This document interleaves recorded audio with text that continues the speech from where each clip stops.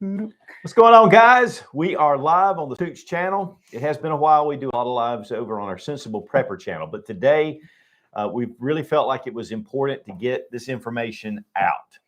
We have Robbie Wheaton with us from Wheaton Arms, Class 3 dealer, SOT, has Wheaton Arms, Custom Gun Works, been a gunsmith for over 20 years, and we really appreciate Robbie being here. One of the things, and this is big, and guys, down in the below in the description, I have a link going straight to his channel where he did a live on the ATF webinar over the pistol brace, stabilizing pistol braces. Yep. Very informative, and that's really what we're here about. Well, you know, it's one of the big things that I really wanted. There's so much misinformation out there right now about what you can do, what you can't do, and you know, everybody has an opinion. So instead of, you know, looking at everyone's opinion, I really wanted to put out the information directly from the ATF. We were this morning with them from 10 o'clock to 11:30, and I live streamed the entire thing. So the link's down in the description. You can click on that. You can watch the entire live webinar. About half of it or a little more was just Q&A. They went over their PDF bullet points, talked. The video was just Q&A. I thought the Q&A was really good too. I mean, I think they really got some good questions. Yeah, I think they answered a lot of people's questions, a lot of concerns that people have. And then there was still some stuff that was left, you know, very gray and very vague that they didn't cover detail with enough detail, I felt. But that video is down below in the description, so you can check it out. And also the actual form, the PDF form from the ATF website, there's a link down below in the description if you want to go and read the text. And there's also frequently asked questions. They have a form for that as well. So there's a lot of information out there. And guys, a lot of people have really been asking me, why haven't you not, you know, done a stabilizing brace? Why? Because we didn't know. That's right. And Robbie and I sat down one time and we're going to figure it out. This was when they had the original list. And I'm going to tell you what, after a while, we just looked at it and said, this is crazy. We can't figure this out. So this has really been kind of enlightening. And there are some things, honestly, that I was a little bit glad about. I think, you know, they cleared up some things that I was really worried about. For sure. And so, and it was pretty concise, I think. I mean, overall, now there were some questions for sure. Yeah. Hold on. I'm not having any sound hardly. Like it's cutting in and out. Huh. Like I can barely hear you. Are people saying something on the thing? Yeah, they're saying they can't hear it. Is it just me? Is it audio with both of us or just with Don? Hold on. Is it just me? Hold on. Sorry, guys. Y'all are both. Okay. I can't hear anything while we're saying now. Yeah, you can't hear? Yeah. No hear? I need to know because I'm going to take this off. Hold on. I'm making sure because some people are saying they can hear you. Okay, you guys pipe in the comments if you can hear us, because this is a very important, important. And make sure that you can hear both of us, not just Don, but me as well. Okay. They said they can. With that. But anyway, guys, we're looking at the webinar. This is the post webinar. We want to talk about some of the issues. A lot of questions that I have, a lot of questions that Robbie had, a lot of questions that you have. Guys, if there's anybody that has a lot to lose with this, you know, I've done a ton of videos with stabilizing braces attached to pistols, and it really impacts me a lot. So let's look at some of the things that we learned from this. Now, first off, let's say you have a pistol, AR pistol, Scorpion, you know, whatever. You got some kind of pistol. What are the options? Well, so you've got several different options. Number one of the biggest things that I want to cover before we even jump into that is if you own a pistol, as of today, it needs to be in your possession. If it's at your gunsmith, you need to go pick it up. If it's at a pawnbroker, you need to go pick it up. But isn't today too late? I think today is when it actually started. Today is when they signed everything. So it's after today. But anything that you own, you have to have in your possession as of today. So if you bought a pistol and you're in one of the states that has a 3-day waiting period, or you're having to wait to be able to pick it up, unless you're able to pick it up today, you're not going to be able to pick it up with the brace on it. You can pick it up without the brace, but you're not going to be able to pick it up with the brace. Okay, well, let's talk first though about People that have them and let's say own you them. got them. Yep. What am I going to do? What am I doing? Let's get to that first. I think So that's important. if you have a pistol in your possession right now, you have a few options. Option one, you can register it. Register it as an SBR, non-taxable, so you don't have to pay the $200 tax. They're waiving that for the first 120 days. That's to give you the opportunity to be able to register that firearm as an SBR and put it in the NFA system. Now, that's a Form 1. That's a Form 1, correct. Unless you're dealer or manufacturer, dealers and manufacturers are registering on Form 2s or Form 3s. And if you're a dealer or manufacturer, this really isn't to you, because Right. that gets into a lot It's a of stuff. whole different conversation. And there. you should watch the ATF webinar for sure. Yep, maybe So, a couple of times. Yeah. But for individuals, you registered on a Form 1, you're going to have fingerprints, passport photos. You're not going to be able to register it in a trust at this point, because the firearm would have already had to be in your trust prior to today. So you're going to have to register it in your own name. And the downside is, if you want to put it in your trust later, you're going to have to pay a $200 tax stamp to transfer it from your own name over into your trust. Another option is you can remove the brace from the firearm, and then it's a pistol. Doesn't matter if it has a buffer tube or whatever, take the brace off, it's a pistol, it stays a pistol, doesn't fall under any of the rules, regulations, restrictions, and all of that, which now, is one thing about it. Let's say I have a CZ Scorpion. right.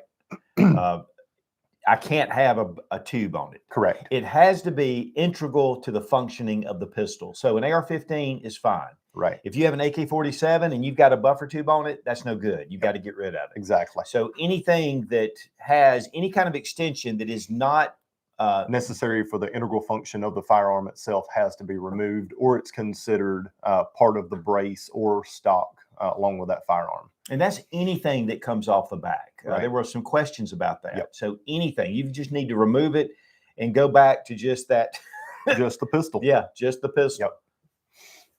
Yep. So option 2 would be to remove the brace or any brace accessory that you have on that firearm. Like Don was saying, if it's an AR-15, the buffer tube is fine. According to the ATF, their webinar, the 6-position buffer tube is fine.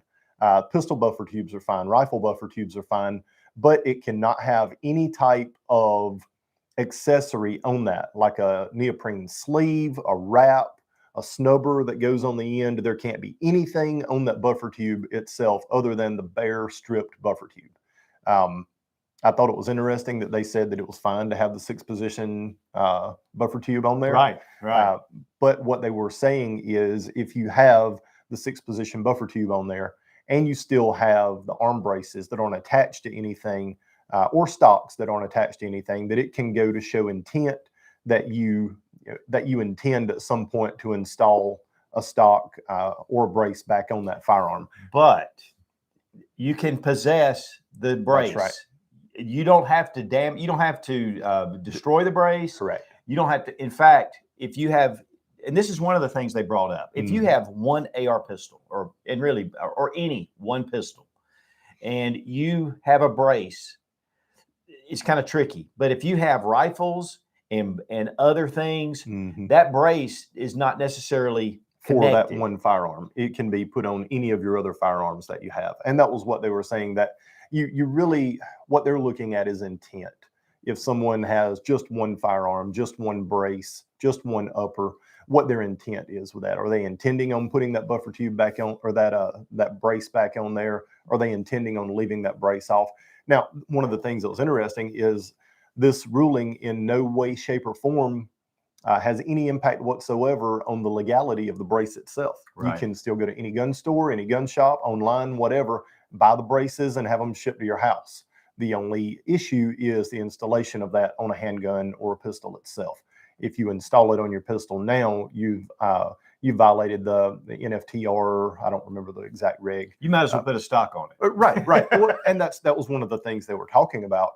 Is it's the same federal law that governing the SBRs. So if you put a brace on it, you fall under the same NFA regulations as installing a stock.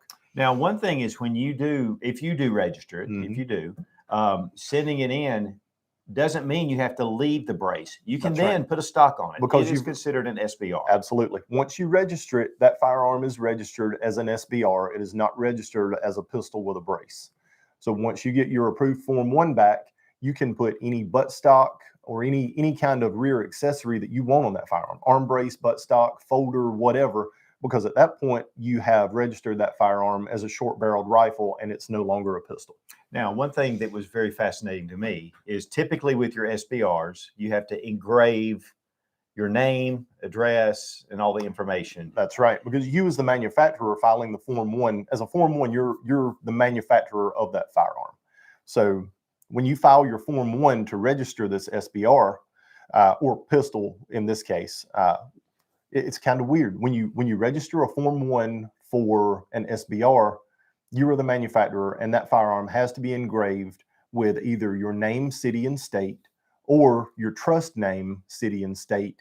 That's on one of the blocks in your form. But it's weird. The ATF said this morning that when you register a pistol as an SBR, that it does not have to be engraved. And there were multiple people asked that question. And even I asked the question and referenced, the law as far as engraving the SBR. They sent me a link back, and the link it didn't explain anything. But they sent me a link back, and what they said this morning multiple times was it does not have to be engraved with the name, city, and state. That the manufacturer, the model, and the serial number, and the name, city, and state of that actually manufactured the firearm is what they were going to use for the Form 1, and not you as being the manufacturer of it. Right. So you can take, when you send in your Form 1, you take pictures right there of the lower. You don't have to take a picture of the whole firearm. Yep. It's one thing they said. Unless you have one of the 80%ers or something like that. Right. That's where it's things. And that was one of the things. There is a form though that you need to keep with you. Wasn't there what he said? There is one of the, and I'm guessing that it's just a copy of the Form 1 that you filed. You can print that. They didn't elaborate on what form it was that you had to keep and maintain. But normally when you file a Form 1, you file it, and I always print a copy of the Form 1 that I filed as well and save that for my records until I get the approval form back. And I'm guessing that's what they want you to do is file make a copy of your Form 1 or print a copy of your Form 1 that you submit, and keep that copy of your Form 1 along with that firearm until you get the approval back. Right. Now, one thing I thought was also interesting is that if you have filed paperwork, you are legal to shoot that gun as is honestly, with a stock on it even. They didn't elaborate on that. They did. And I wish that there was a lot of things that I wish they would have went into more detail about, and that was one of them. Once you file your paperwork, you're good to, the firearm's already assembled. You're good to shoot it in that configuration. I wouldn't advise putting a buttstock on it until you get your Form 1, your approved Form 1 back. And then at that point, you can put whatever you want on it. But I would leave it in the pistol configuration for right now until you get your Form 1 back. Right. So, there are, and guys, it's just really up to you. Of course, one of the big things they said is put a 16-inch barrel if you have an AR-15. Sure. But if you have an AK, there's a lot of guns out there that you're not able to do that. It's not an easy option to do a barrel swap on it. Yep. So really the big thing is, honestly, if you're not planning to send in your firearm, just take the brace off and put it separately. That was one thing they said. It's just that it doesn't need to be in the same drawer. Right. In fact, he even said that. Yes. Which was kind of funny. I You're going thought to put so it in a too. drawer, but instead of a safe. But they shouldn't be in the same drawer where they're just like ready, accessible just to do it. It's funny. I guess we know how they're storing their firearms. They got them in their nightstand.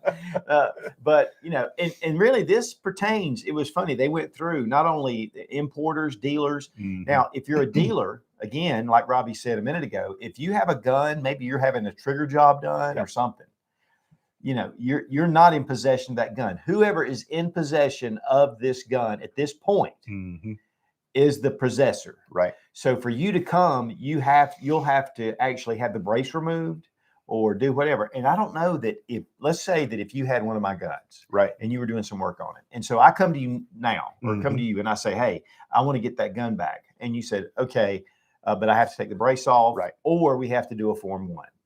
Well, at that point, from from my understanding with it this morning, I would have to remove the brace and convert it into a pistol, a true pistol, to be able to give it back to you. And I can give you your pistol back and your brace, and I can give you all your stuff back, but it has to be converted into a pistol.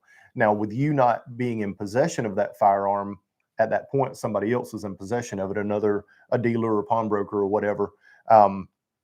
You're going to have to pay the $200 tax stamp to register that That's what I was one. going to go with. Yep. Yeah. So if you're not in possession of it right now, you're not under the grace period. Correct. That's right. And one of the interesting things that came out of it this morning are people that are in the military. So you're in the military, you're deployed, you're overseas, and you're not going to be home by May the 31st, which is the last day that you can register these. If you're overseas deployed right now, you're not able to get home and register this firearm. You're going to have to pay the $200 tax stamp after May the 31st to register that firearm. And the reality of it is you're violating federal law, even though you're overseas and you have no access to this firearm. It's locked up in your safe. When you get back, you're in violation of federal law because you have an unregistered SBR at that point locked up in your safe. So that's where you have a friend go by and take that brace off. Yeah. But you had the 120 days. You've got the 120-day rule, which starts today and ends on May the 31st. You just need to do whatever you can to be able to get those registered if that's your plan, or remove the butt stock so you stay within compliance with the law at this point. Now, there was a question about the 88 days. Right. If you haven't been approved within 88 days, they return the form denied. But they addressed that. They addressed it not perfectly clear, but they did address it. They said that it was something that they were looking into. That there was some confusion about it, about things being returned. One moment, let me kill this thing. I came in with my hair on fire, running a little bit late, and didn't turn my phone off. There we go. Okay, much better. But anyway, so they said that that they were addressing that with the 88-day rule with the FBI. They were addressing that, and we're going to be putting out more guidance on that in the upcoming future. But they really didn't give a whole lot of detail about what was going on with that, why stuff. And from my understanding was if you have applied for a Form 1 and you went into a review status, then at that point, if it goes past 88 days, they were declining it. If the FBI hadn't reviewed it in 88 days, they were declining it and sending it back declined. So they're supposed to be addressing that, and more information is supposed to be coming out about that. But one of the agents did come up and say that they were working on getting that fixed. Right. So they really understand the issue. I don't think that, there is some leeway there, but it's just gray. Yep. And so until they do it, of course, the one thing, and I think we talked about this right at first, but it was maybe when the mics weren't working, but if you have a pistol that's been imported, that's one of the things that a lot of stuff went on. And I was kind of questioning this already with 922R. You have a CZ Scorpion, and it was manufactured overseas. And then when you start to add parts to it, does it knock it out of 922R compliance? From what they said, it doesn't. Right. So we'll have to get more clarification. But one of the things they said, the ATF said, was there's a lot of misinformation out there being spread around. Yep. And so, but we all know that we don't necessarily, we trust, our trust factor is about like that when it comes to this. One of the interesting things was, so like with the Mossberg shockwaves, tons of Mossberg shockwaves out there that have arm braces on them.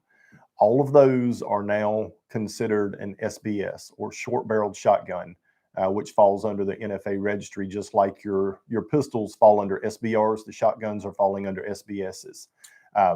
They addressed that, but they did not address whether you could register those or not register those. Yeah, they said they're still working on it. Right. Now, that means, though, that if you do not have a brace, you're fine. Yep. So there's no, all of a sudden you have, whether it's a bird head grip or not, it's legal. But at this point, if you have a shotgun that has a brace on it, to remain in compliance with the law, I would remove that brace from your shotgun until further clarification comes out about that. Right. Okay, let's go to some questions, and if we have some, I know that there's if we can answer them. Yep. We've kind of thrown this at you really quick. But we just vomited a whole bunch of information. Right. Well, there's a lot of information. Yeah. you're going to have to talk loud. Christopher O'Rourke says, how does this affect the braces like the MCK? So this ruling right now affects 100% of the braces that are out there. And if you go back and watch the webinar that I posted live earlier, it goes through all of the different braces. And basically what they're talking about is anything that increases the surface area on the rear of the rifle to give a larger contact patch for shouldering that firearm is considered a brace. And that basically covers 100% of all braces that are out there that are available today. Satchmo Sanzabar asks, what about the whole all background checks are marked failed if they are in the system for X amount of days? Yeah, that's what we were just talking about with the 88-day rule. They talked about that briefly during their webinar this morning. That was something they were working on with the ATF to resolve that, and they're supposed to be putting out more guidance about that in the upcoming days. And one of the things, though, they said they just didn't know how many Form 1s were going to come in. Right. So they said we don't really have an answer because we just don't know the volume. Carl S. asked, real question, if I have an AR pistol, no brace, and it was filed out the way when I bought it, should it not have to be registered? No, that's correct. If it does not have a brace on it, it is considered a pistol. And the buffer tube is part of the integral operation of that firearm. So the buffer tube can stay on it. If it's got a pistol buffer tube, rifle buffer tube, 6-position buffer tube, it doesn't matter, as long as it is just the buffer tube. Now you can't add any kind of wrap around it or snubber on the back or anything that's going to increase the rear surface area or increase the ability to be able to shoulder and fire that weapon from your shoulder. But as long as you leave it with just the buffer tube, it's perfectly legal. Van Zeppelin asks, what about the CMMG 22 long rifle conversion? Anything that has a brace on it is going to fall under the SBR rule. And you're going to either have to remove the brace or you're going to have to register it. Yeah, it's across the board. Yep. There are at one time, because of that funky list and the number system they put out there, that's the one thing we were doing. We have some smaller, like the flux brace. Yeah. The flux brace on the that one on the Glock. And that's and it's a small pistol and it's still small and the weight is light. But at this point, all braces, it's just like, let's just go across the board. Yeah. Any of your Roni kits that your Glock goes in, that was one that they addressed specifically. If you've got a brace that a Glock goes in or any other type of firearm goes in, you don't register the housing itself. You register the individual pistol that's going to go into that housing. So if you've got a flux brace, you're going to register that Glock 17 that's going into that flux brace. If you've got a Roni, you're registering the Glock that goes into that Roni kit and not the kit itself. Now, one thing, and I'm going to segue a second, but hold on, sis. We're going to take some more questions. One thing is that if you have an AR-15 lower, that's considered the rifle. But when you register it on your Form 1, you need to put the caliber. But it does give you options to put other calibers. So let's say that you have 4 AR pistols, but you don't want to register all 4 of them. You can register one lower receiver, and then you put the calibers of different uppers on there. You've got a set of blocks that you put your barrel length, your overall length, and the caliber, and you're going to put whatever caliber that firearm configuration is in at that point in that block. And then there's another box for comments, and you're going to list all the other calibers that you have that are available for that firearm as well. Can you have different barrel lengths, though? You can have different barrel lengths. You can have different calibers, different top ends, different uppers. All of that will be registered. And you can do it now, or you can do it down the road. If you decide a year from now you want to buy a different lower or a different upper that you want to put on your registered SBR lower, you can do that. And it's considered a temporary change, because as long as you maintain that original upper, adding an additional upper or different types of uppers, different caliber uppers, are just a temporary change.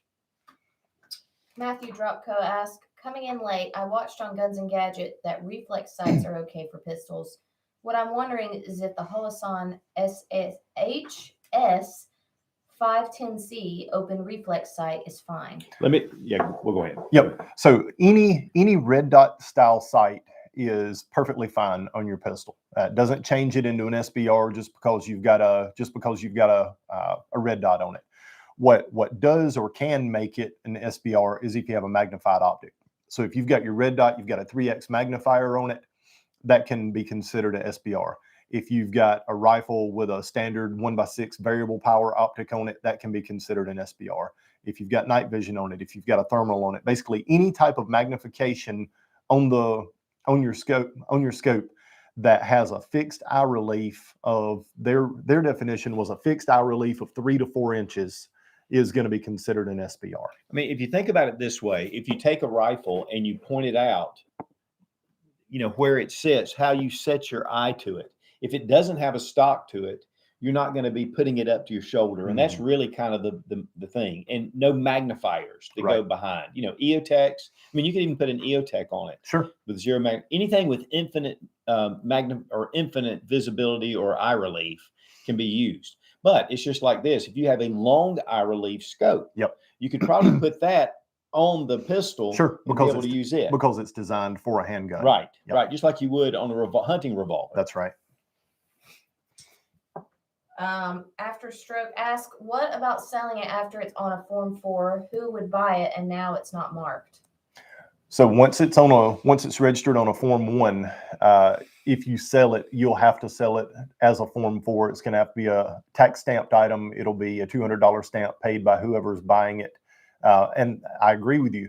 That is a very good question. If it's not engraved as being an SBR or marked as being such, how do you really know? Bruce and Pews ask, don't you have to give dimensions for your SBR? Does putting a stock on it change the length if they are not exactly the same? Yeah, it can change the length. And it's, that's one of those things that is kind of subjective. You put a brace on it, you collapse the brace all the way down, maybe it's 27 inches, you put a stock on it and it's 26.5 inches. But because when you normally build one, you're building it based on a estimated length and not an actual length, because if you build it before you register it, it's illegal. So you're building based off of an estimated length and not an actual length. Geraldo Arnaldo asks, what is the origin of necessity for making distinctions between long and short firearms, i.e. defining one or the other with respect to use for militia purpose as in the Constitution? Well, it's all against the Constitution. It's all against our Second Amendment, the restrictions that they're placing on here. But the thing is, it's the law, and it has to be separated in the Supreme Court. Yep. If and that's the thing. Are we willing to get this straightened out? But the fact is we've been dealing with SBRs now since 1934. 1934. Yep. And that had a lot to do with gangland shootings and a lot of the mob and a lot of the stuff that was going on. And so that's where that came out. At one point, they were talking about banning handguns altogether during that period. And really, they felt like that SBRs was more of a compromise. Yeah. So really, to me, honestly, SBRs, it's ridiculous. I mean, yes, it's a short barrel rifle, but so what? It's just I've got a pistol. And like Sarah Mack said earlier, when we were in there, she goes, okay, so they're going to stop pistol braces, but then they're going to make these firearms even smaller. So you're talking about concealing something, you can take a little, like a Cobra, Mac 10, you can hide that. So, it's not a matter of making sense. Let's just be honest. It's a matter about control. But the fact is right now, and what our goal is here is that we make sure that we are in compliance with the law. And so you guys understand what the law is, what the ramifications are for not following the rule of law. We saw the same thing with the bump stocks a few years ago. It's ran its course through the Supreme Court or through some of the appeals courts, and has been overturned in the appeals court. I'm sure there's still more litigation concerning that. And we're going to see the same thing with the arm braces. There's going to be litigation filed. There's going to be court cases that are going to be heard. And there's a good chance this one will go all the way to the Supreme Court for a ruling, but it's going to take time.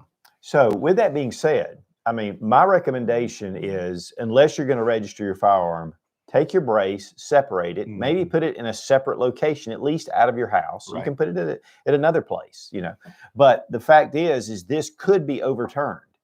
And so if it is overturned, then, you're going to have to go back and spend, a couple of $100s on those Yeah. braces. They're not cheap, especially some of the really good ones. Yep. And so it just gives you, but you can also take that brace and put it right on a rifle if you want to. That's right. I don't know why you would, but you can. And on the flip side of that, if you do own a bunch of pistols and you want to take advantage of being able to register those pistols without having to pay a $200 tax stamp for each one, it's a good opportunity now that you can register them as an SBR, not have to pay the $200 tax stamp, and put whatever kind of buttstock you want on it. Right. Now, there was some talk with the ATF, and this is really just as if, they don't really have a way of knowing it necessarily, but if you go and buy a lower and you put all that stuff together now that the period has started, Right. that's actually illegal. Correct. It has to be something that's already in your possession. Mm-hmm. So if you run out today and grab go to the local gun shop and buy, an SBR, a pistol with a brace on it, Right. you are not under the grace period. So just put that for what it's worth. Let's see. Okay. Now I was actually going to talk about optics because I think that's an important part. But, one of the things they showed, now this is one thing, disabled people, Mm-hmm. they're going to, they're going to have to go through a Form 1. That's right. Yeah. There's no kind of waiver or anything for anyone that's disabled that's using a brace whatsoever. They fall under the same rules, same rule of law as everyone else. They'll have to register it or remove it. Right. Now, one of the first diagrams that they were showing on the pistol brace was the one that they originally approved. Mm-hmm. And it was an AR pistol, and the brace was it was one of those SIG arm braces. Yep. And it was right behind right there on the receiver tube. And so it was like really close. There was no real way to shoulder it. Mm-hmm. At one time, and hopefully this can be overturned, but honestly, going through a lot of stuff that these guys were talking about, they're pretty concise. Now they've kind of gotten it more focused. I mean, there's a lot of gray, but they've gotten a lot of it more focused. And I was listening to Armed Attorneys. Those guys are great. If you never watched Armed Attorneys, and they're out of Texas, but they were going through a lot of this stuff. And one of the things they said is as an attorney and as in a large firm of Second Amendment attorneys, they said, we've really looked this over and we're really doubtful that something is going to be able to be changed with this. So they've got some really strong points here. A lot of it has to do with, the way it's marketed and things that have gone on. Mm-hmm. But we are definitely hoping that something can turn. So I will say, don't destroy your braces. Don't go out. You can sell them. You can sell them if you want to. And if somebody wants to buy them, and they can have them. But until this is overturned or it's not, it's just one of those things we're just going to have to wait and see. I think it was like you said, just like with the bump stop thing. Yep. Bump stocks. I mean, it's just this court back, and even now, is it really legal? Yeah. I mean, they've made these rulings, but we don't know. So, Well, that's one of the biggest concerns that I have is there really hasn't been anything in the mainstream media about this. So there's an estimated 10 to 40 million braces that are in circulation in the United States right now today. That's 10 to 40 million people that could potentially be felons in the next couple of months because they've never heard about this or never been notified about this by the ATF. right. And that's the biggest concern that I have is that there's nothing been put out other than to dealers to push this. And there's a lot of guys out there that own guns that don't visit gun shops on the regular. Right. They don't watch stuff on YouTube about firearms. They see a cool gun. They're like, oh, I'm gonna buy that. And they buy it. They put it up. Maybe they've never even shot it. I've got friends like that have them they just sit in their safe. They never shoot them. But as of right now, they're in violation of the federal law that has just been changed and have no idea that they're now a criminal because of something that they legally purchased several years ago. And that's a very important point because, guys, if you have friends that have these type firearms, you need to inform them. You need to inform as many people as you can. And to me, it's one of the most important things, which I haven't really put this together, while staying in the know with gun rights organizations, whether it's GOA, Second Amendment Foundation, NRA, whoever, even local, is to get involved so you can make sure that you are in compliance with the law. Or let me just say this, compliance with these regulations. And again, it's not a law. Yeah, that's the one thing. These rulings, guys, it's a ruling and it's an interpretation. And the fact is a lot of these organizations or these agencies are using their executive power to create law. All therefore is to enforce law. Congress makes the law, the executive branch executes the law, and then the judicial decides if it is in line with the Constitution. And so, there may be something that turns on this, and it could be great. And there's a lot of activity, but I don't know that there's enough support. I know that there is some bills right now in the House that are coming to end the NFA altogether. Right. Which honestly, I don't see that happening. No. Not with full automatic machine guns and all that kind of stuff, but with the general public. But I mean, it'd be beautiful. It would be beautiful. But just to be a realist, I don't see that. Maybe SBRs, suppressors, and then but we just got to continue to fight and continue to stand firm as much as we can. But guys, the one thing about it is, and the reason why we really want to do this is because we don't want you to be the test dummy. You may get caught with something. You're going, well, it's my Second Amendment right. I'll do what I want. And I go, okay, whatever. Tell that to the judge. And then after about 25 appeals, you're just in a big, you're financially ruined. But we still should stand up and do everything we can to stand against it. And so I'll tell you guys, GOA immediately had a lawsuit going. Second Amendment Foundation, boom, lawsuits. Firearms Policy Coalition, the NRA, everybody was popping in lawsuits. So they need our support. And you have to decide, who you want to get behind. But it's very important to keep these things going and to make sure that we keep it in the forefront. You're right. Fox News, nobody. There's nothing about these braces anywhere. I haven't seen any of this on any mainstream media whatsoever. And that's wrong. That is just absolutely wrong. Okay, let's go to a few more questions if we have them. And then we're going to wrap it up unless there's something else. Was there something else that we needed to cover? I think that's pretty much all of it. Again, guys, go to the webinar. And honestly, it was an hour and a half. I sat there and I watched the entire thing. It was very interesting. Oil the Gunsmooth asked, if I put a brace on a Ruger Charger, would that be considered an SBR by the ATF? Yes. Yeah, any pistol brace brace. Any pistol is considered an SBR at this point. W. Bond also asked, what about shotguns? Does this crap apply for other than rifles? Yes, it does. And they were actually talking about the Mossberg Shockwave this morning, and they didn't give guidance on being able to register that either because it was never approved as a firearm to be able to be sold with a brace. So I don't know if you've got like a Shockwave or one of the other shotguns with a brace on it. Right now, I don't know if you're even going to be able to register that under the amnesty period as a pistol or SBR and still be able to do that. You need to remove it. For sure. Absolutely. Meal Syrup Rifles asked, can you possess a pistol upper if you don't have a registered SBR? Well, I mean, sure. Yeah, because I mean, here's the thing. When you buy, if you buy a lower and you put it together, or if you buy a lower that's a pistol, because you can buy them as other, which is just a stripped lower. It's neither rifle or pistol. Whatever you make it into, though, that's what it becomes. So but you cannot take a rifle and make it into a pistol, but you can take a pistol and make it into a rifle. So let's say you have an AR pistol and you're like, okay, this is a bunch of bull. I don't want to go through all that. I'm just going to put a 16-inch barrel and stock on it. You can do that. Perfectly legal. Go for it. Yep. If you have an AR-15 rifle with a 16-inch barrel, you cannot make that into a pistol. And so, but the lowers are kind of in between. I don't know if that answered that guy's question because I got into that. Sorry. Brutus Galactus asked, what about a jackal? Can I leave the Picatinny on the receiver? I think it's part of the receiver. Because see, I've got one. I've got a jackal, and it is something to think about.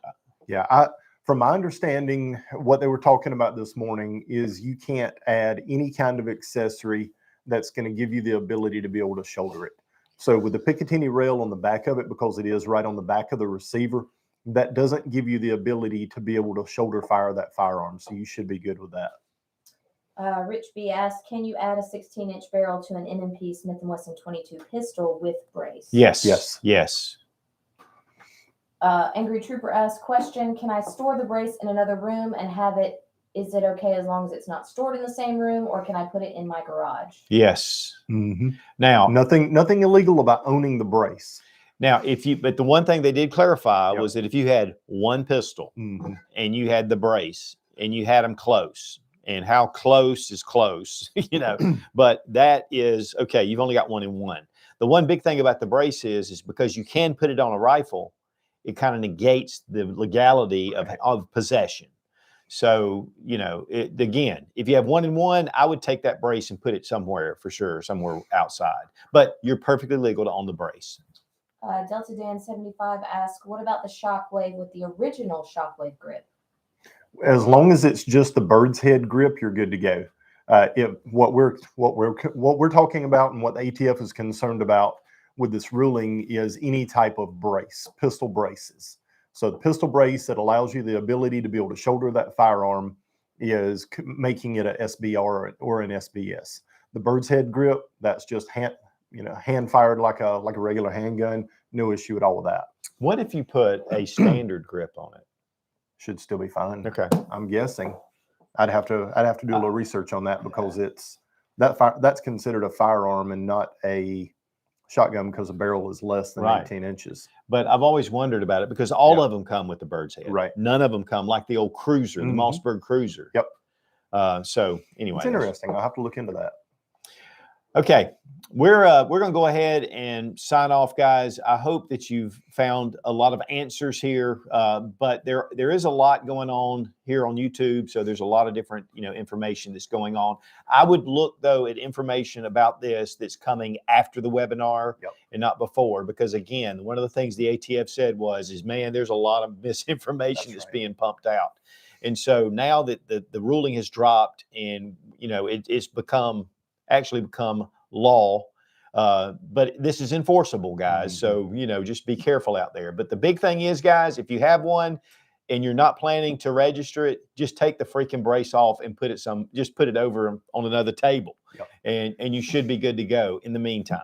Yep. And if you're interested in watching the webinar, I live streamed it earlier today. There's a link to it down in the description. You can watch the entire live webinar from the ATF and go through the comments and stuff with that as well. Yeah, and it's very good. It's a very good seminar, and they do answer a lot of questions from and which I thought was really good. Definitely, there are some gray areas, so you just don't want to be too crazy about it. But anyway, we really do appreciate Robbie for being here. And again, Robbie Wheaton YouTube channel, and that webinar is there. But he also does a lot of cool gun reviews and been a gunsmith for over 20 years, and also check out Wheaton Arms. And we really appreciate Sarah Mack for getting all the questions to us. And guys, we appreciate you guys for being here. I know we're kind of in that kind of in-between time right now. And I think some of these answers have actually helped me some to kind of go, okay, now I know what to do. Right. And I think that's the big thing. But guys, don't run out. If you haven't filled out that form, if you haven't submitted the Form 1, if you haven't, do not go to the range with that brace on your firearm. Don't go anywhere with it. In fact, go ahead and you got 120 days, but you have 120 days to submit. You do not have 120 days now just to go out and use it. Right. The only way you can use it is if you've submitted the forms. So tough times, but we're going to get through them. And guys, again, there are a lot of lawsuits that are going on right now. We'll see how this pans out. Again, get behind your gun rights organizations and let's fight for our rights. Because to be honest with you, any of these gun laws are against our rights as firearm owners and defenders. So be strong, be of good courage. God bless America. Long live the Republic.